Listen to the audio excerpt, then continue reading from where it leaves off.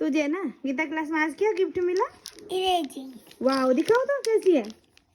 ओ रे, रोज मिलता है। उस दिन भी तो क्या मिला था?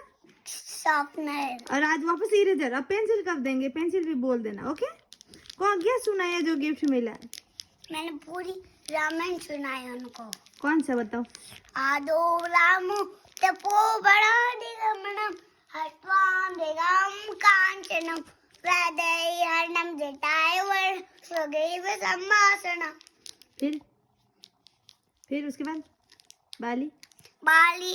फिर बाली ने ग्रहण समुद्र धरणम पश्चाग्रामण कुंभकर्ण रामायण। हाँ ना मैं तो अदी मैं तत्रेई परा गलत। तो कोई नहीं, अभी तो थोड़ा भूल गए। सही सुनाया था वहाँ तो।